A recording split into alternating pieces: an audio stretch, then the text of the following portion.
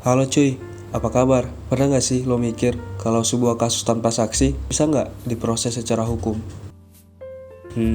Gimana ya? Untuk ngejawab ini lumayan complicated sih. Pokoknya ribet. Tapi ya udahlah ya. Buat lo yang nonton video ini, gue akan coba jawab sepengetahuan gue. Tapi lo jangan ngeremehin jawaban gue ini.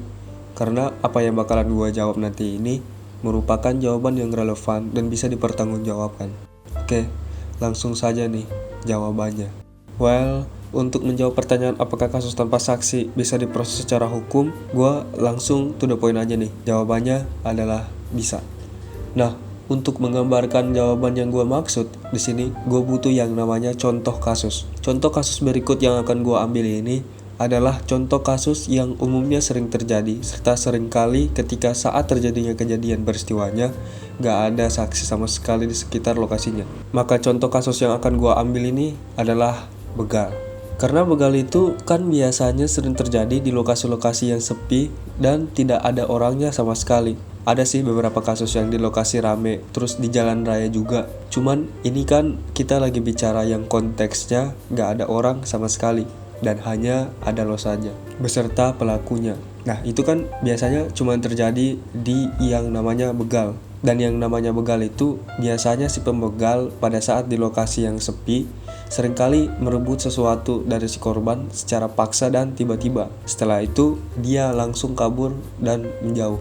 Nah, lo pikir aja men, susah banget kan kalau misalkan sampai dapat kejadian kasus yang seperti ini. Tapi ya, lo tetap bisa kok melapor kejadian ini ke kantor polisi. Namun sebelum itu, lo harus mastiin hal-hal krusial berikut ini yang akan gue kasih tahu agar nanti mempermudah lo dalam membuktikan kronologi peristiwa ke polisinya nanti. Karena jika dalam berita acara kepolisiannya nanti itu terdengar hal-hal yang ganjil, terus lo terlihat berbohong, lo nanti malah dikira lagi diberhentikan debt collector karena gak mampu bayar kredit motor, lalu motornya diambil di tengah jalan. Bisa saja terjadi seperti itu dikiranya. Jadi kalau misalkan lo iseng ke kantor polisi terus ngelapor dan ngasih keterangan palsu, itu malah bisa jadi diri Anda dikenain pidana karena ngasih keterangan yang palsu. Jadi kalau mau melapor ke polisi itu diharapkan yang serius ya. Jangan iseng atau berbohong karena pidana mengancam Anda, hei. Nah, untuk itu simak baik-baik nih informasi berikut ini.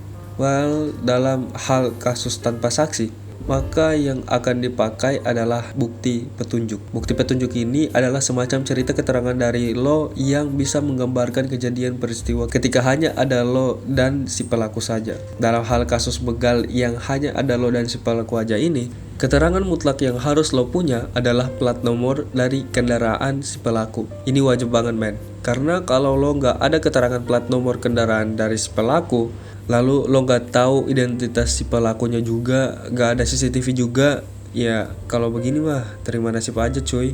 Karena mau gimana lagi?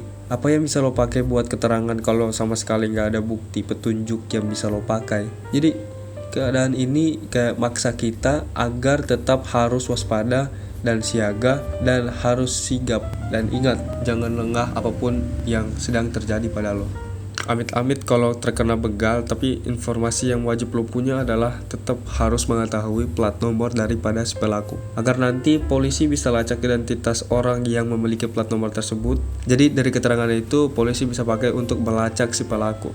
Jadi intinya dari petunjuk itu akan dipakai sebagai bahan dalam penyelidikan para penyidik. Secara garis besar seperti itu sih, semoga lo paham.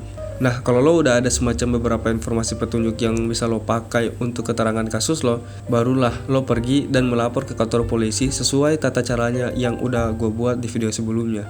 Lalu, bagaimana hakim dalam memutus perkaranya? Well, kalau lo niat banget dan nekat up terus kasusnya sampai ke pengadilan, maka putusan yang dibuat oleh hakim ketika tidak adanya bukti fisik dan hanya ada bukti berupa petunjuk, terus pelaku yang diduga juga udah ketahuan siapa, maka hakim akan memutus berdasarkan keyakinannya. Jadi dalam hal keyakinan ini barulah muncul istilah pada hakim kalau hakim itu adalah setengah dewa, karena ya dia bisa nentuin nasib seorang sesuai keyakinannya. Goks. Contoh kasus hakim yang memutus berdasarkan keyakinannya sendiri yang terjadi di Indonesia adalah kasus dari Jessica Mirna, di mana kasus yang sangat viral waktu itu adalah kasus dengan kopi sianidanya.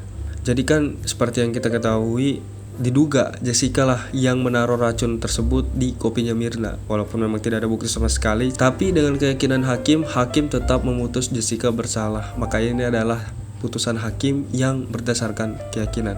Jadi sampai sini gue harap lo bisa paham, karena emang walaupun gak ada saksi, lo tetap bisa ngelapor, tapi harus punya keterangan petunjuk untuk polisinya. Itu sih intinya. Lo harus terima kasih banget sih ke gue karena udah jelasin panjang lebar kayak gini.